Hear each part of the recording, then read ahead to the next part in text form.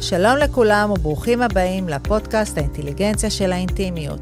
בכל פרק נדבר על האינטימיות והחשיבות שלה בחייכם, מנקודות מבט שונות, ותקבלו ידע וכלים פרקטיים שילוו ויקדמו אתכם בזוגיות ובחייכם הפרטיים.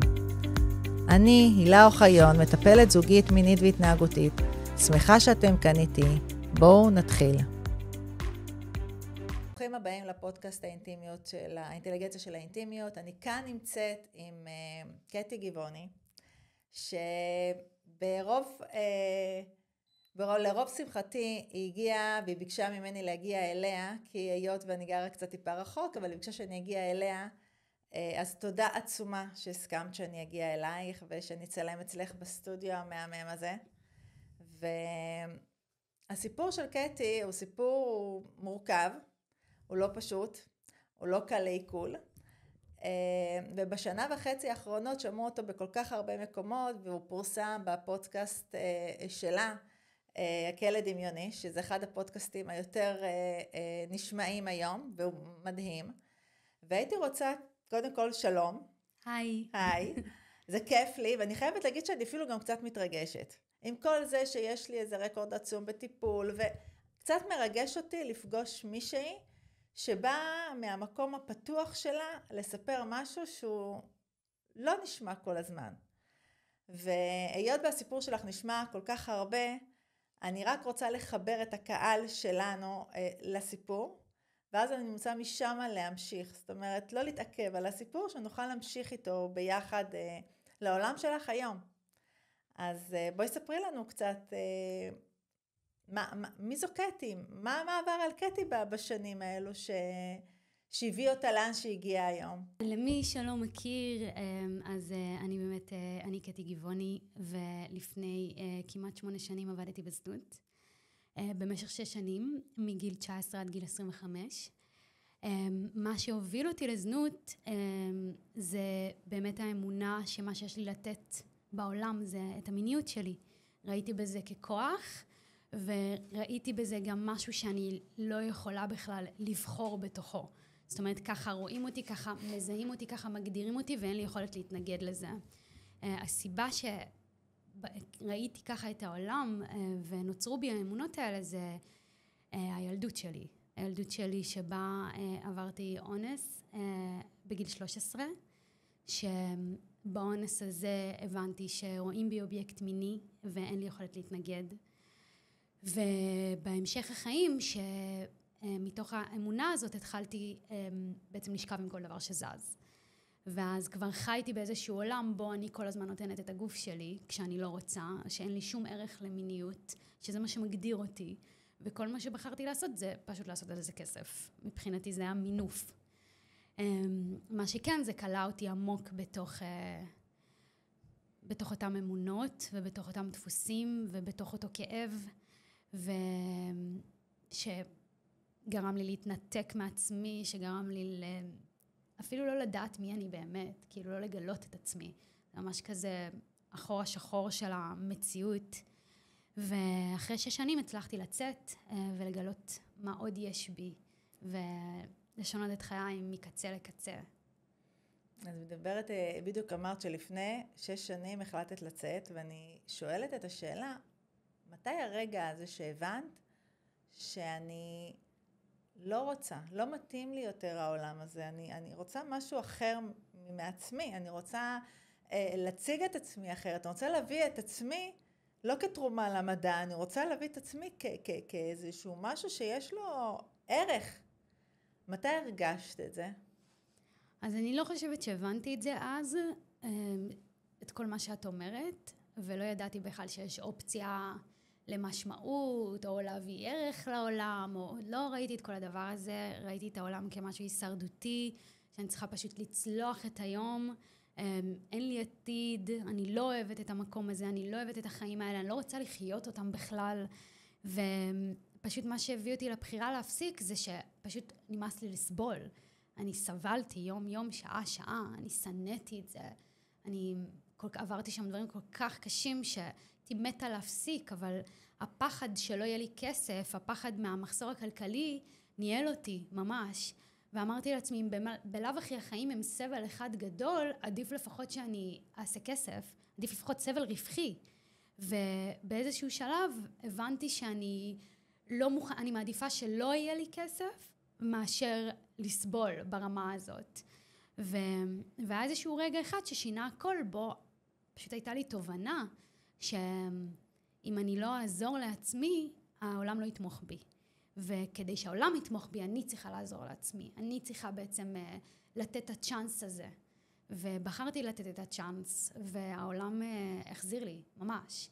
העולם פשוט הרים אותי בשתי ידיים ברגע שבחרתי. זה ריזיקה לקחת את הסיפור שלך ולהוציא אותו החוצה. זאת אומרת, זה או לכאן או לכאן. זה או מקום של חוסר הבנה מוחלט של הסביבה, או למקום כמו שקרה היום, שרגע, אנשים גילו אפילו אמפתיה, חמלה. זה כבר השלב השני שיצאתי עם הסיפור. אז זהו, זה מה שאני רציתי לשאול. מה באמת הוביל אותך להוציא את זה לסיפור החוצה? להוציא את זה. להוציא את זה החוצה. קודם כל, זה משהו שהוא אישי.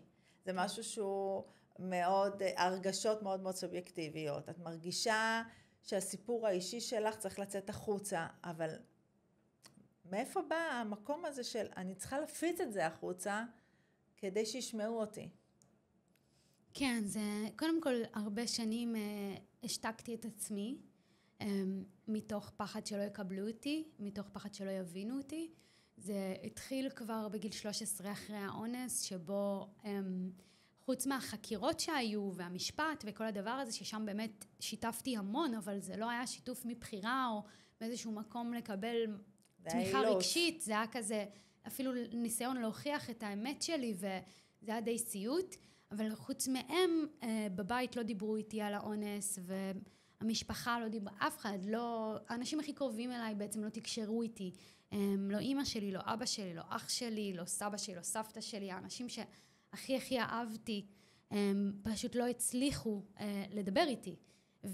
ואני לא שופטת את זה, כי זה באמת, שמתי לב לאורך השנים שאנשים לפעמים לא מצליחים בכלל לדבר על דברים קשים, כי הם מפחדים איך עושים את זה בכלל? אולי זה יפגע בי, אולי זה לא טוב לדבר, אולי עדיף לא לדבר, אולי אין להם את הכלים להתמודד, אולי גם הם מרגישים איזשהו אשמה או פחד או קושי בעצמם לשמוע מה הבת שלהם עברה. אני לא יודעת, אבל בסוף אני חוויתי שתיקה.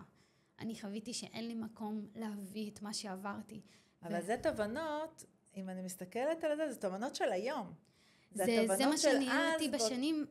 תשמעי, בסוף את שואלת מה גרם לי לצאת, כן. אז זה מה שגרם לי לצאת, כי כל השנים האלה, מגיל 13 ועד גיל 32 שיצאתי עם הסיפור שלי, שזה 19 שנה, אני השתקתי את עצמי מפחד שהסביבה לא תקבל אותי אם אני אספר, וזה גם באונס, וזה גם אחרי זה בזנות. אז נשארתי לבד עם כל הסיפורים שלי, ואני אומרת, אני חוויתי אותם, אני הייתי שם, כל מה שאני מבקשת ממכם זה לשמוע, זה להיות איתי לפחות בסיפור, וגם זה לא היה אפשרי, כי כל פעם שהייתי מתחילה לדבר, אנשים היו משתתקים, או אומרים לי, אני לא מסוגל להכיל, או אני רואה בפרצוף שלהם שהם לא מצליחים להכיל את הסיפורים שלי. ואמרתי, מה, הסיפורים שלי קשים מדי? אין מקום לדבר? והדבר הזה פשוט גמר אותי מבפנים. היה בי כמיהה כל כך גדולה להוציא את הסיפורים האלה החוצה, לצאת מתוך הכלא הדמיוני הזה שיצרתי לעצמי, ולספר, ומי שרוצה שישמע. ווואלה, גיליתי שהרבה רוצים לשמוע. שהרבה רוצים לשמוע. כי זה סיפור שהוא לא נשמע כל הזמן. סיפור עם הרבה דיטלס שלא קלים לשמיעה, לא קלים גם להבנה.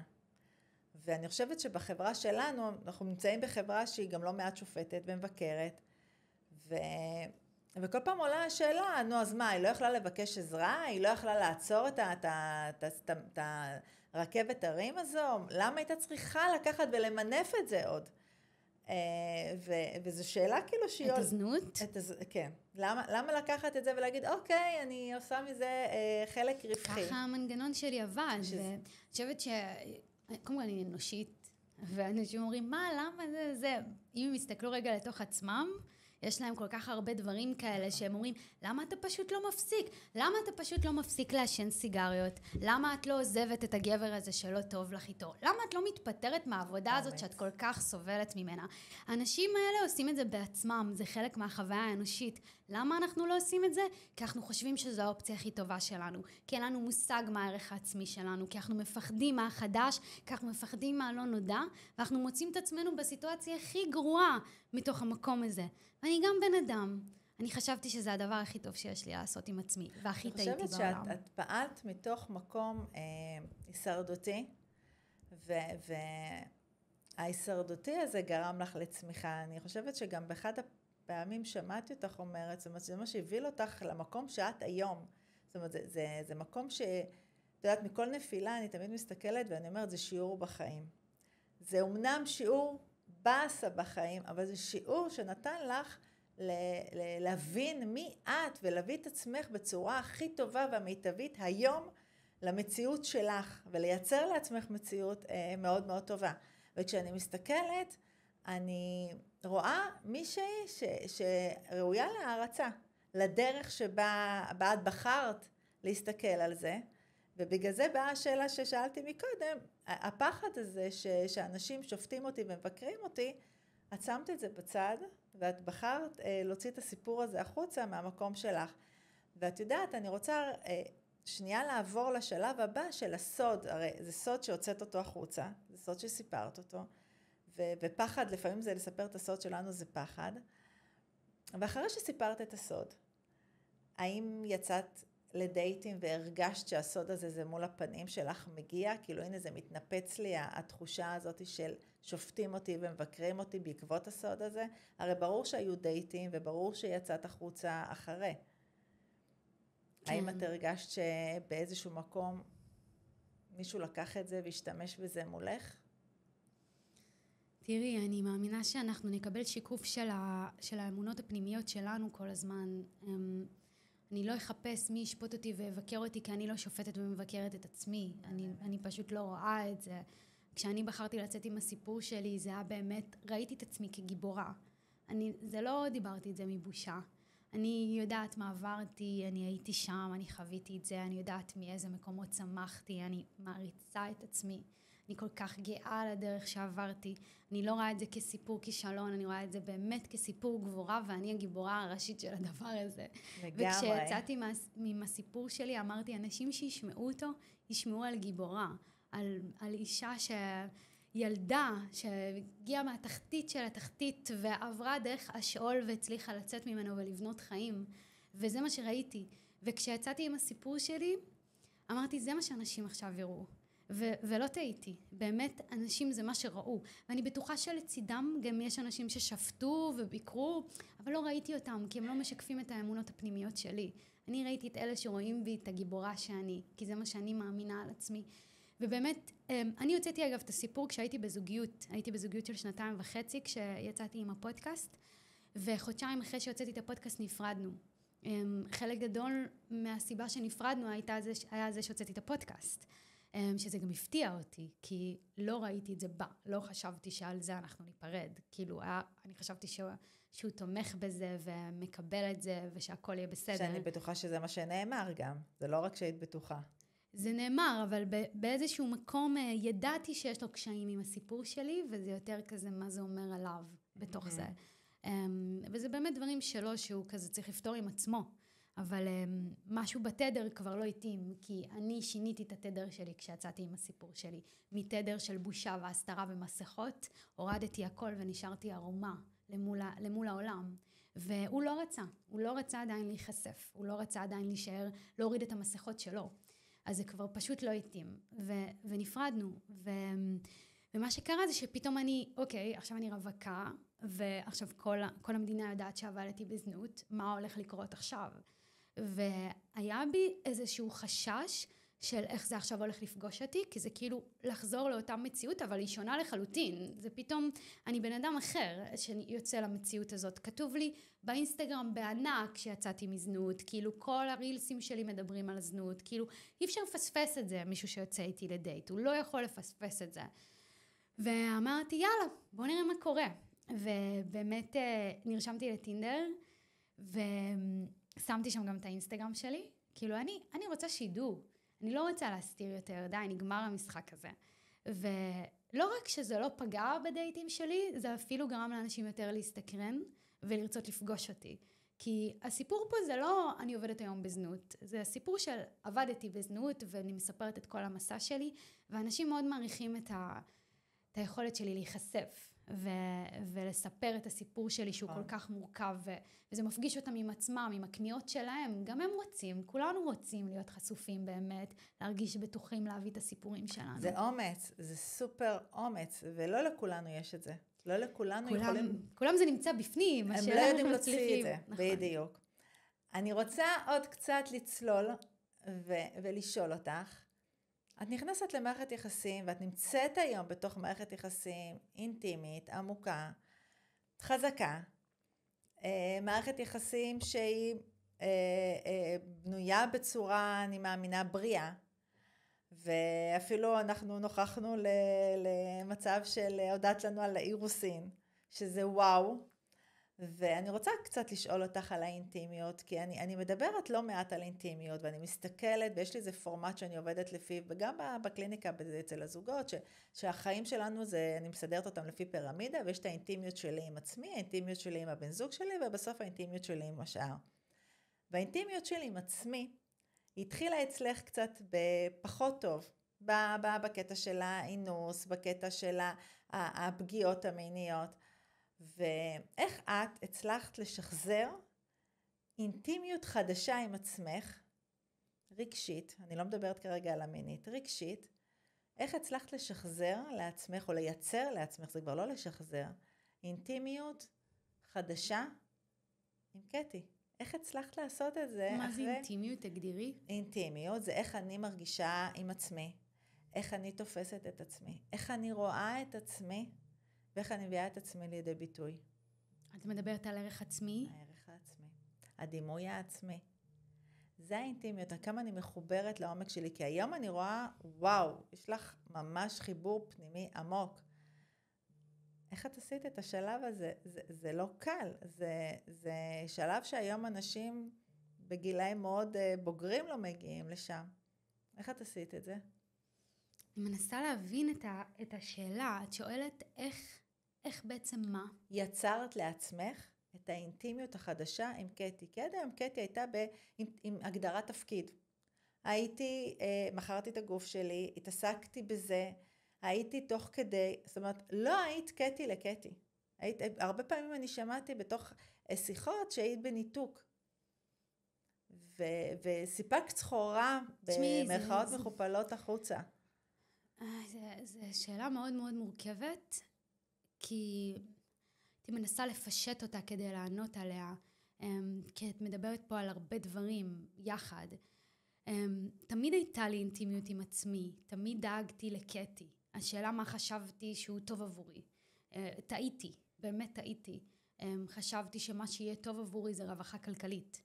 חשבתי שמה שיהיה טוב עבורי זה לעשות הכל בשביל הרווחה הכלכלית הזאת. זה הרבה אמון. בוא נגיד שכל מה ששינה פה את הסיפור זה האמונות שלי על עצמי ועל העולם. השיקום האמיתי שלי הוא למול האמונות שלי. ומבחינתי זה אפילו לא לשנות את האמונות, כמו להיות מודעת אליהם ולייצר בחירה מחודשת בתוכם, שזה מה שבעיקר היום גם משנה את החיים שלי. כל הזמן הרפלקציה הזאת שאני עושה עם עצמי, להבין רגע במה אני בכלל מאמינה.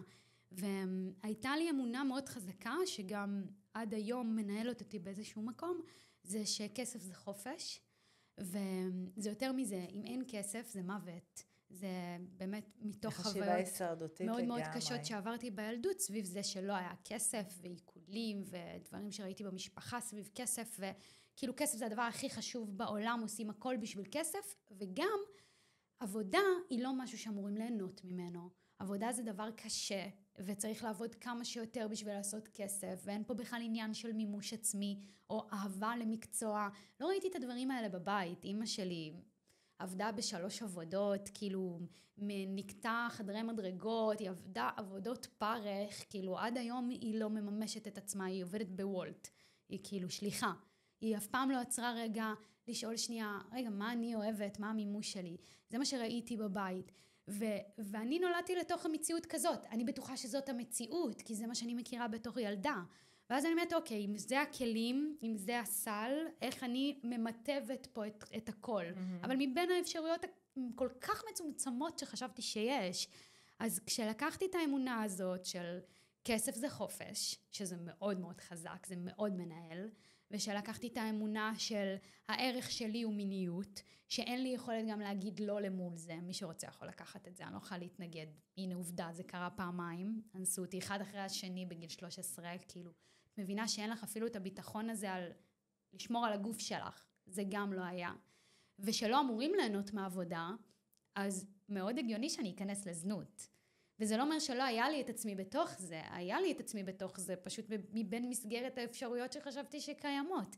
כשעזתי להטיל ספק במה שאני יודעת, שם הגבולות התרחבו, ושם הכלא מתרחב. פתאום אתה כזה, רגע, אולי זה לא חייב להיות ככה? אולי לא בהכרח שלא אמורים ליהנות מעבודה? או אולי כסף זה לא הדבר הכי חשוב כדי לשרוד? כאילו פתאום להטיל ספק משנה לי את המציאות. וזה כל פעם מרחיב את הגבולות שלי, כל הזמן. המודעות ואז הבחירה לפרחרת. ואז את לוקחת את האינטימיות שהייתה לך אז, לאינטימיות שלך היום, יש פערים, ואת לוקחת את זה לעולם שלך היום, למציאות שלך היום עם הבן זוג שלך. ותמיד אני אומרת לזוגות, את קודם כל תהיו מחוברים לעצמכם, ואחר כך יהיה לכם הרבה יותר קל להביא את עצמכם במקסימום לתוך הזוגיות שלכם. זאת אומרת, תביאו את האותנטיות שלכם, תביאו את מי שאתם, תביאו את האג'נדות שלכם, תביאו את העולם שלכם לתוך הזוגיות, יהיה לכם קל יותר והרבה יותר לבנות זוגיות בריאה יותר. זה ממש קל להגיד את זה, אני חייבת להגיד שזה... סופר קשה. זה גם, וואי, בדיוק היום יצא לי לדבר על הנושא הזה, כמה זה חשוב להביא את עצמנו באמת. וגם מה מונע מאיתנו בכלל להביא את עצמנו באמת. זה באמת הרבה פחד למה יקרה אם אני אביא את עצמי באמת. לדוגמה, אם עכשיו אני מאמינה שהערך שלי הוא מיניות, הערך שלי הוא לתת סקס, זה אפילו לקבל, לתת, זה מה שאני אמורה, זה התפקיד שלי בעולם, זה הרבה נשים מאמינות בזה, הרבה, ובצדק, לימדו אותנו את זה בתור ילדות, שזה משהו שאנחנו אמורות לספק ולתת. אפילו האימהות של חלק מנשים שראיינתי, שאמרו לבנות שלהם, אם את לא תתני סקס לבעלך, הוא יבגוד בך, או אם לא תתני לו סקס, הוא יעזוב אותך, וכל מיני דברים שאמרו לנו והפרו אותנו, גם אם לא עברנו פגיעות מיניות פיזיות, נכון. פגעו בנו מינית נכון, דרך נכון. המילים. ואז אנחנו מגיעות למצב שאנחנו יושבות עם הבן זוג שלנו, והוא מתחיל לגעת בנו, ואז אנחנו פתאום, כל הדבר הזה עולה לנו. רגע, אני אמורה להסכים, אסור לי לאכזב אותו, אני צריכה לתת את זה, אם אני לא אשכב איתו הוא יעזוב אותי, הוא יבגוד בי, אלף זה וחדרים. כבר האמונות, אבל גם כתוצאה מזה, הערך שלך, את מרגישה שהערך שלך נבנה כתוצאה מזה. הערך שלי עכשיו מוגדר סביב גם מיניות, ואז אני לא מצליחה להגיד שם לא, אני לא מצליחה להיות נאמנה לעצמי, אני שוכבת איתו כשאני לא באמת רוצה, אני בסוף פוגעת בזוגיות שלנו, כי מה שקורה שם זה שאני מתחילה להיסגר, הגוף שלי מגיב, אין מה לעשות. זה אומר שבפעם הבאה שאני אעשה את זה, אני כבר לא אהיה רטובה, אני אהיה סגורה, ובטח בפעם השלישית ובפעם 200 אני כבר לא ארצה לגעת בו בכלל. והדבר הזה רק מרחיק בינינו. ואם יהיה לנו את היכולת להישאר אותנטיים לרצונות האמיתיים שלנו, ולדעת להגיד שם, לא ממי, פשוט לא בא לי, או אם כן, אז אולי בוא נעשה א', ב', ג', ד', בוא ננסה רגע לבנות את זה, אז פתאום אני גם אצליח ליהנות מסקס, ואני גם ארצה את הדבר הזה, כי אני... זאת אומרת, הדברים מאוד מאוד חכמים, ומאוד מאוד נכונים, ומאוד מאוד נבונים, ואני שואלת איך מישהי שעברה כל כך הרבה, ותוך כדי פגיעה מינית, שזה אישו מאוד מאוד רציני, בתוך מערכת יחסים זוגית, גם בריאה, יש לי לא מעט מטופלות שעברו פגיעות מיניות, ובתוך המיניות שלהם, הבטוחה כביכול, הן מרגישות עדיין את החוויה הלא נעימה הזאת תוך כדי.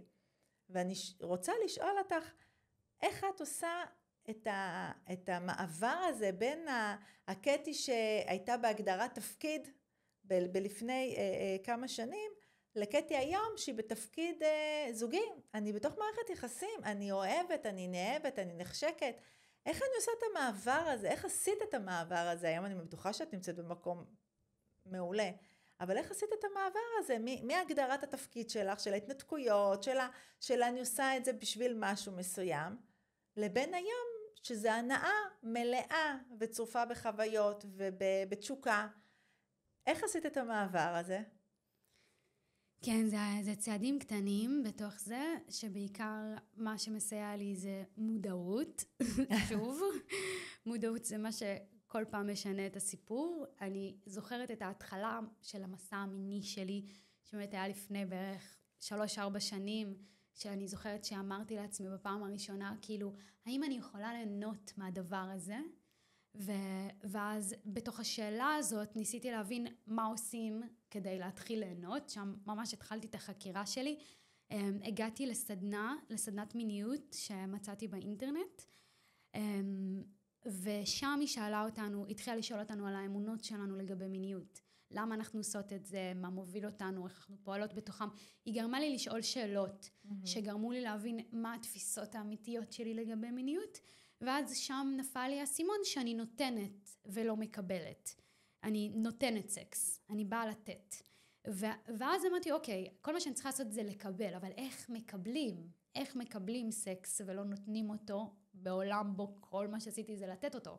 גם קיבלתי על זה גם הרבה כסף, כאילו, איך עושים את זה? וזה התחיל מלשאול את עצמי בהווה, ברגע הנוכחי, מה אני אוהבת? ממש כאילו, תוך כדי. ואז היה לי בן זוג, ודיברתי איתו על זה, ואמרתי לו שאני רוצה לנסות לתרגל את הדבר הזה, לנסות לשאול את עצמי ברגע נוכחי מה עושה לי טוב, מה נעים לי, מה לא נעים לי, כי לא ידעתי מה נעים לי אפילו, באמת לא ידעתי, הכל היה לא נעים נקודה. פשוט סתם גוף, שמתי שם גוף ויצאתי ממנו, ככה הייתי שוכבת, לא הייתי מחוברת בשום צורה. ואז עשינו משחקי תפקידים, בו אני בעצם השולטת והוא הנשלט. ובתוך התפקיד הזה אני צריכה לחשוב מה לי טוב, מה לי נעים. הוא פה לספק את צרכיי. שלא ידעת איך עושים את זה. ואני להיות שולטת במיניות, כאילו זה היה הכי לא קשור אליי, כאילו הכי לא מה שהייתי. אני הייתי, לא רק שהייתי נשלטת, הייתי גופה. אז עכשיו גם אני צריכה לשלוט בתוך הסיטואציה, וזה, המשחקי תפקידים האלה ממש גרמו לי מפעם לפעם, שאגב בפעמים הראשונות שעשיתי את זה, הייתי ממש חושבת מה הוא רוצה שאני אשלוט בו. כאילו לא באמת הייתי שולטת, עדיין הייתי תחת השליטה שלו. ומפעם לפעם התחלתי לשים לב כמה חופש יש לי שם. לדוגמה, שבכלל לא נשכב. אמרתי לו, בוא תקלח אותי, סתם, תעשה לי מסאז', לא יודעת מה, כאילו, כלום, לא קשור אפילו למיניות. כאילו, רק לחקור בתוכי מה עושה לי נעים, מה עושה לי לא נעים. וגם, יש לי את כל הזמן שבעולם, אם אני רוצה עכשיו שהוא ירד לי שעה, הוא ירד לי שעה. ואני כאילו לא צריכה לחשוב עליו בכלל, הוא מנוטרל מתוך התהליך. סיפוק המיני שלי, ולא רק שלו. רק אני. ואני גם לא צריכה לחשוב אם אני גומרת או לא גומרת, או אם הוא רוצה שאני אגמור או לא אגמור, או אם יש לי ריח או אין לי ריח. כל הדבר הזה פשוט הוצאתי מהמשוואה, ואני עכשיו עסוקה רק בי. והדבר הזה שינה בי המון המשחקים האלה. זה המשחקי תפקידים שבאמת מאוד הועילו לי. ומשם התחלתי להבין את הקטע הזה של כל הזמן לבדוק עד כמה חופש יש לי באמת בתוך סקס. ועם הבן זוג האחרון שלי, זה עכשיו, הרוסי, היה לפני איזה חצי שנה, יחסית כאילו, אנחנו שיחד כל השנה, אבל אחרי כמה חודשים שיצאנו, אני זוכרת ששכבנו, תוך כדי שאנחנו שוכבים, לא בא לי עוד. נמאס לי, באמצע, נמאס לי, לא בא לי. אבל שמתי לב פתאום שאין לי את היכולת להגיד לא. שאני לא מסוגלת עכשיו להגיד לו, טוב, יאללה, בוא נסיים, לא בא לי. כאילו אני מחכה שהוא יגמור, אני חייבת שהוא יגמור כדי להפסיק. ושם כאילו פתאום נפלה עליי המודעות הזאת, ואז אמרתי, אוקיי, עוד מקום להגדיל בו את החופש שלי, ודיברתי איתו על זה, ואמרתי לו, תקשיב, אני שמה לב שבסקס אני לא מצליחה לעצור באמצע. אולי היום אני יודעת להגיד לך לא כשאני לא רוצה, או כן כשאני רוצה, או איפה תיגע, או איפה לא. ובאמצע אקט לא. אני מחויבת לתהליך, אני חייבת להמשיך. למה? למה אני לא יכולה לעצור באמצע? ואז הוא אמר לי, אני מזמין אותך לנסות לחקור את זה. ובאמת, זה פשוט כל פעם שזה מגיע, קודם כל לשים לב לזה, ואז להצליח לקחת בחירה מחודשת. פעם אחת הצלחת, זה כבר פתח לך עולם שלם של אפשרויות. ובאמת היום אני מצליחה להגיד לו באמצע, שעבורי זה כאילו... את מודעת לזה שמה שאת אומרת היום, זה משהו שהוא סופר חשוב להמון זוגות שנמצאים בתוך מערכות יחסים, גם של שנים, שלא מעט פעמים הבושה או האי נוחות הזו, לבוא ולהגיד, רגע, פוסת שנייה, לא מתאים לי, לא רוצה, לא נעים לי, הוא מאוד מאוד קשה. נכון. והם נמצאים בתוך מעגל קסמים כזה, של ריצוי אינסופי בתוך המערך של הסקס. וכמו שאת אומרת, בהתחלה אני יכולה להגיד, לא בא לי, כואב לי הראש, לא נעים לי, לא רוצה. אבל כשאני בתוך האקט עצמו, ולהגיד, רגע, זה שורף לי, לא נעים לי, לא טוב לי, לא רוצה, התעייפתי, לא רוצה, זה משהו שהוא מאוד מאוד קשה. נכון. וזה רק בא מתוך מקום, זוכרת שדיברתי לך האינטימיות שלי עם עצמי? זה תוך מקום של החיבור שלי, לרצונות שלי, למה שאני אוהבת, למה שאני רוצה, רק אז אני יכולה לגלות את הביטחון לבוא ולהגיד את מה שאני חושבת ומרגישה בלי להיבהל מהצד השני. כי בסוף הצד השני הוא רוצה אותי.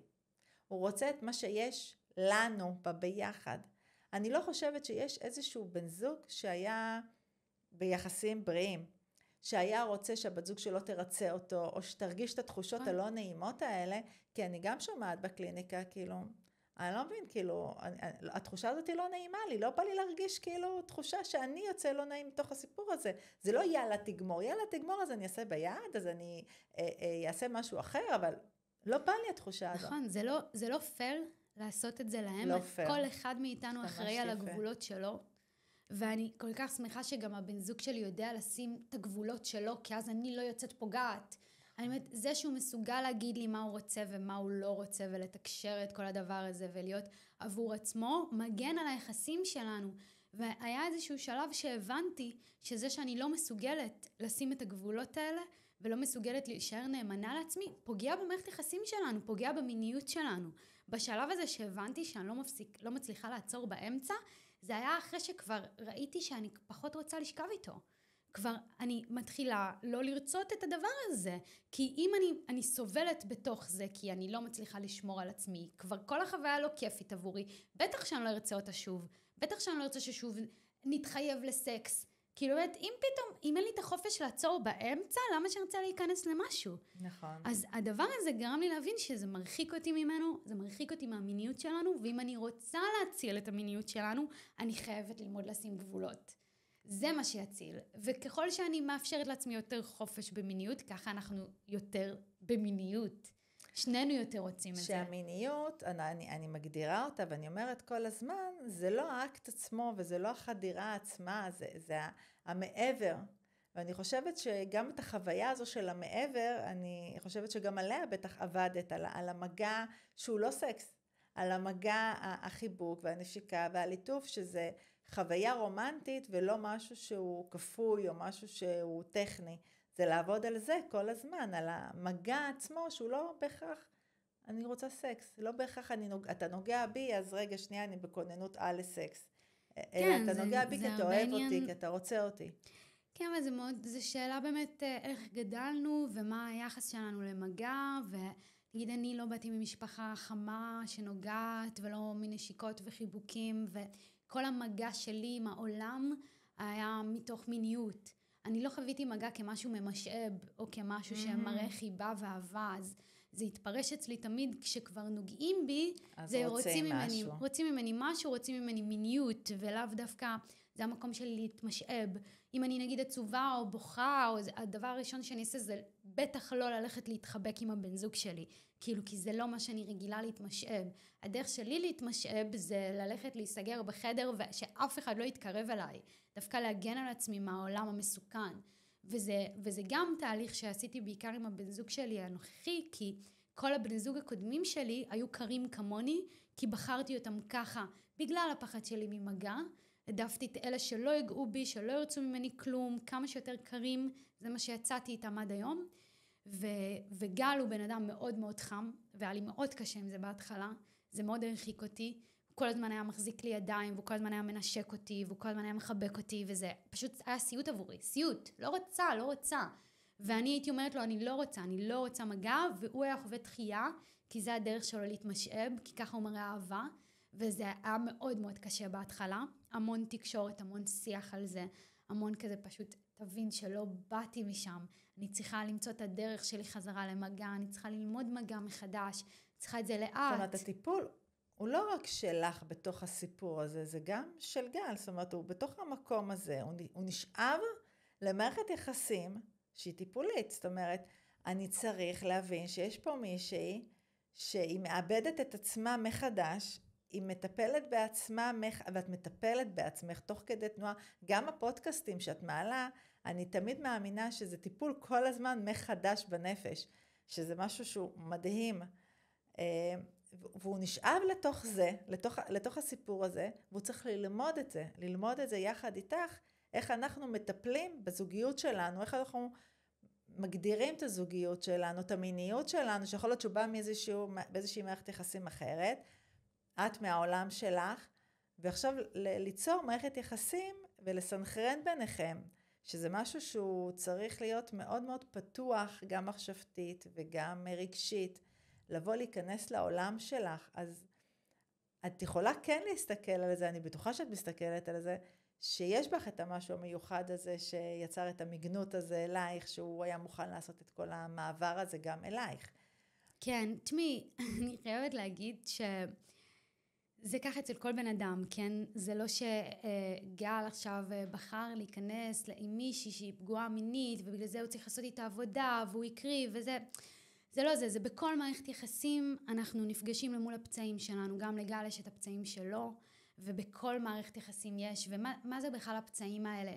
הפצעים האלה זה עד כמה אנחנו מוגנים בעולם, עד כמה אנחנו בטוחים, וגם לגל יש את שלו, אני גם מודעת לפצעים שלו, והמון סביב גם שייכות, והוא עבר גם את הטראומות שלו, וזה ככה בכל זוגיות, פשוט ההבנה הזאת שאנחנו יצורים מורכבים, ובאנו לכאן באמת כדי לעשות את העבודה הזאת, לחזור לאהבה, לחזור לביטחון, לחזור לעצמנו, באמת, להוריד את כל המגננות האלה, ושנינו יודעים את זה, ושנינו מבינים את זה, אז כל אחד עושה את הדבר הזה אחד עבור השני, בהרבה קשב ומודעות ורקות, כי כמו שאני נגיד נמנעת, אז גל חרדתי, גל הכי מפחד בעולם מזה שאני אעזוב אותו, וכאילו גם שם אני צריכה לדעת להיות זהירה, ולדעת לכבד את המגננות שלו ואת הרגשות שלו.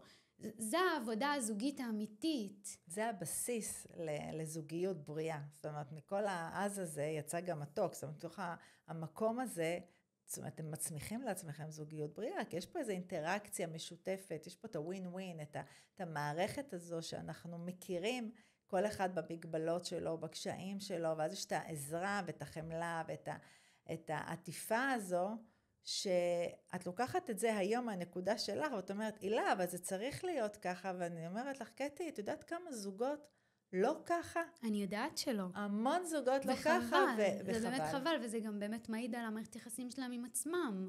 בדיוק. אני בסוף את רוב העבודה שלי אני עושה מול עצמי, וגם גל עושה עבודה מטורפת עם עצמו. ושנינו לא מפחדים להביט פנימה ולעבוד על הטראומות שלנו ולחזור לנקודות ששכחנו את עצמנו, ובעיקר עבודה של מודעות ורפלקציה שאנחנו כל הזמן עושים כל אחד לבדו, וכשיש לנו את הכלים האלה אנחנו גם יודעים לעבוד איתם כזוג. ואני רואה בזוגיות פשוט אנחנו מחזיקים ידיים ובוחרים ללכת דרך. זהו. כל השאר, מה נפגוש, מה יהיה, אני לא באתי לתקן אותו, הוא לא בא לתקן אותי, באנו רק להחזיק ידיים, אם כבר, בוא נעשה את זה יחד, אם אנחנו כבר צועדים את מסע החיים הזה. וזה עובד מדהים, באמת זה עובד מדהים. אני חושבת שזו מתנה שיכולתם לקבל, ויכולתם להעניק אחד לשנייה את התובנה הזו. זה משהו שתקחי את זה כמתנה, כמו שאת אומרת כאן, תסתכלי עוד 10 שנים, 20 שנים קדימה, בכל מערכת יחסים, וגם בזו, את תרגישי, ואת תמיד תרצי למחזר את ההרגשה הזו. וככל שאת וגל תתעסקו בזה, ותעשירו את זה יותר, המערכת שלכם תהיה עוד יותר בנויה, יותר טוב וטוב, כי בחיים שלנו יש הרבה במפרים והרבה קשיים, ואת תמיד תסתכלי אחורה ותגידי, טוב, צלחתי את זה. יהיה לך יותר קל, כי את במיומנת, בקשר, ואתם מיומנים בקשר שלכם, לצעוד ביחד, כמו שצריך קדימה. וכשאני אמרתי אני, ואחר כך אני והבן זוג שלי, ובסוף הילדים, זה מתוך מקום שזוגיות זה ערך עליון. זה משהו שצריך כן לשמר אותו, אבל תמיד לשמור על האינדיבידואליות שלי בתוך הקשר. את יודעת שסיפרת את הסיפור שלך, אז הדבר הראשון שהיה לי זה וואו, איזה אמיצה. ואני אחר כך אומרת, היא לא בחרה לבוא ולספר את הסיפור שכולם ימחאו לה כפיים ויגידו, וואו, איזה אמיצה. אני אומרת, זה היה הדבר הראשון ששמעתי, ואמרתי לעצמי, וואי, איך היא אומרת את זה בקול רם? כאילו, זה מעורר הערצה. אני בטוחה שאת אמרת את זה, אחד מתוך המקום הפנימי שלך, כמו שאמרת, זה להוציא את זה ולא להתבייש ולהגיד, אבל יש פה איזה מסר שאני בטוחה שאת רצית שהוא יעבור הלאה, זאת אומרת, יש בך משהו שמושך, את באמת, הילדה, ממש את הילדה של השכנים, הילדה הטובה הזו שרואים אותה, משהו, אמרתי לך גם עוד שנפגשנו לפני, יש לך משהו כזה נעים שיוצא החוצה. מה היית רוצה להעביר? איזה מסר היית רוצה להעביר? לבנות. שאולי הן חושבות, או את יודעת, העולם שלנו הוא מאוד מאוד חומרי, והוא מאוד מאוד, אני אומרת, רציתי לעשות כסף, אם כבר הייתי, אני שם, אני כבר אעשה כסף. ואני עובדת גם עם בני נוער וגם עם ילדים, ואני שומעת לא מעט פעמים את המקום של הכסף הקל הזה, מלמכור כפות רגליים, תמונות, והם לא מבינים שיש בזה איזשהו ערך אחר, משהו אחר. זה לא רק הכסף. האם היית מעבירה מסר מסוים לבני נוער, לאלה שמסתכלים ואומרים, זה הכסף שאני רוצה לעשות הכי מהר? היית מעבירה להם מסר מה נכון או פחות נכון במקרים כאלו? תשמעי, כסף. כסף זה ערך. כשאני מקבלת כסף על משהו מסוים, זה הופך אותו לערך שלי בעולם. אם אני מוכרת תמונות של הכפות רגליים שלי, ועל זה אני אעשה את הכסף שלי, הערך שלי זה הכפות רגליים שלי. זה התמונות שאנשים מקבלים, שהכפות רגליים שלי נמצאות שם, וגם מה הם עושים איתם. שאם זה לסיפוק מיני, אז זה גם הכפות רגליים שלי, אבל זה גם אני כאובייקט מיני. ואז אני מגדירה את עצמי ככזאת. עכשיו, מה הקטע? זה עוד לפני שמכרתי את הכפות רגליים, הסיבה שבחרתי מבין כל הדברים בעולם דווקא למכור את כפות רגליים שלי, שספציפית את זה אני לא עשיתי, אבל בוא נגיד שמישהו אחר עושה את זה, הוא כבר הגיע עם תפיסת ערך כזאת.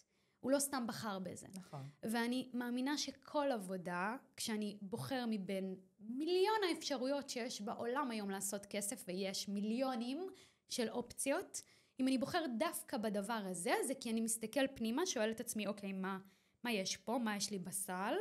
ואת הדבר הזה אני נותן, ומשם אני עושה את הכסף. אז אם הילדה שלי חס וחלילה, יום אחד תבוא ותגיד לי, אני חושבת ללכת למכור תמונות של הכפות רגליים שלי, אני אבין שכבר היא מוגדרת ככה כבר, היא כבר מאמינה שזה הערך שלה. אז זה כבר שם מתחיל. אז הורים קודם כל, שערים לדבר הזה, כבר תבינו שיש פה בעיה בערך העצמי. איך פותרים בעיה של ערך עצמי, מגלים מה עוד יש, כי לצד האובייקט המיני שאני גם עוד הרבה דברים אחרים. איך אני אדע? אני צריכה לגלות. אז זה קודם כל מסע של גילוי. מה הבעיה אם היא בוחרת לעבוד בזה? מה הבעיה אם היא בסוף מוכרת את הכפות רגליים שלה? היא מחזקת את הערך הזה. כי אז אני ממשיכה לקבל שיקוף מתוך הסביבה של נכון, זה הערך שלך. כי את מתחילה לקבל על זה כסף. ואז גם את מותנית בזה ותלויה בזה. ואז איך תצאי? איך תגלי מה עוד את כשזה מה שאת עושה? וזו הבעיה הכי גדולה מבחינתי בלעבוד, אגב, בכל עבודה, לאו דווקא מינית, שהיא לא באמת מה שאת אוהבת או רוצה לעשות בחיים, כי היא כובלת אותך לערך הזה עכשיו. עכשיו זה מה שאת. ומאוד יהיה לך קשה לצאת, כי עכשיו את תלויה בזה גם כלכלית. ומה לעשות שהכלכלה היום מחזיקה אותנו, כסף היום זה גם הישרדות, זה גם מאפשר לי לחיות, לאכול, בית, הגנה, ביטחון. יש כל כך הרבה היום סביב מה זה כסף.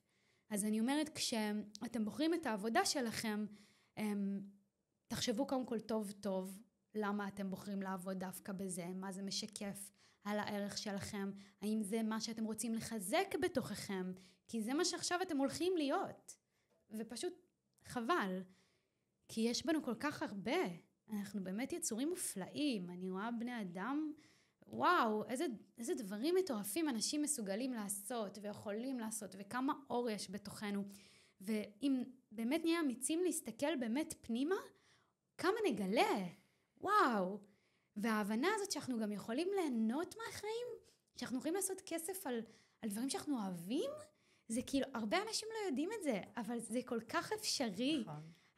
אני תמיד אומרת, אין לי עבודה היום. אני היום מרוויחה מלחיות את החיים. אני מרוויחה היום מהעשייה שלי. אני עושה והעולם נותן לי חזרה. אין לי עבודה. עבודה זה מלשון עבדות. אני נגד הדבר הזה. אני אומרת, לכו ותחפשו מה באמת התרומה שלכם לעולם, שאתם באמת באמת רוצים לתת, תעשו אותה, ותקבלו על זה כסף, כי זה רק יחזק את הערך העצמי שלכם על מה שאתם באמת רוצים להיות, וזה מטורף. אני חושבת שאת קיבלת מתנה עצומה בכל החיים שלך, בכל השלבי חיים שלך, שגם בהתחלה זה היה נראה שחור, קיבלת מתנה עצומה, שהיום שמישהי זרה כמוני פוגשת אותך, הדבר הראשון שאני יכולה להגיד זה, לא וואו איזה אמיצה, זה וואו הערצה. זה הערצה על הדרך שבחרת להסתכל, לחוות את היקום ולהוציא את זה החוצה. זה לא כל אחד יכול לעשות את זה, לא כל אחד מסוגל לעשות את זה, לא כל אחד יש לו את הכוחות הנפשיים לעשות את זה, ואת יכולה להסתכל על עצמך, באמת שאומרים השמיים הם הגבול, אז אני יכולה להסתכל על זה ולהגיד וואו, באמת השמיים הם הגבול. הערך שבו את מוציאה את הדברים החוצה, גם המשפטים כרגע שדיברנו על הבני נוער, זה סופר חשוב, אני לא סתם העליתי את זה, זה סופר חשוב, כי אני שומעת את זה אצלי בקליניקה, את הכסף המיידי הזה, איך אני עושה את הכסף המיידי? טוב, אני אמכור כפות רגליים, כאילו, רגע, שנייה, אבל למה אנחנו שם? למה זה הפתרון היחידי שקיים? זה צודקת, זה הערך העצמי. ופנית פה להורים ואמרת, הורים, שימו לב, אז זה סופר חשוב. זאת אומרת, היום את מסתכלת על עצמך, את אומרת, אני אהיה הורה מודע, אני אהיה הורה שבוחן, אני אהיה הורה שמסתכל, אני אהיה הורה מעורב. זאת אומרת, כל מה שלמדת, אני מאמינה שזה יבוא בטוב בחיים הפרטיים, האישיים שלך ושל גל ביחד. זה משהו שהוא באמת מעורר הערצה. אז אני יכולה רק להגיד שמתוך שיח כזה, אני כל פעם אומרת, מה אני לומדת? מה אני מלקטת? וזה שאני 24 שנים בתוך התחום הטיפול, אני תמיד מלקטת עוד. ולראות אנשים בכל נקודת זמן, איך הם רואים את העולם, והמשפט שאמר, העולם מחזיר לי, זה מה זה נכון. אז אני לוקחת ממך את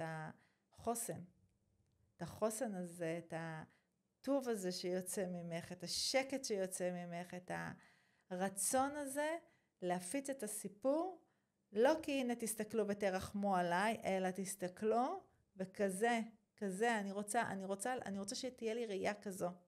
אני רוצה שאני אוכל לצמוח כמו שהיא צמחה, וזה לא משנה את הסיפור חיים שלי לפני.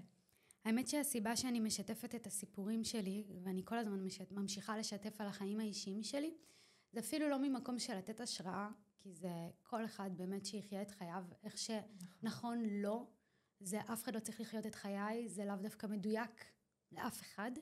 סיבה שאני משתפת זה כדי להציג את החוויה האנושית, כדי לנרמל אנושיות, כדי לעזור לאנשים לקבל את עצמם דרכי, דרך הסיפורים שלי.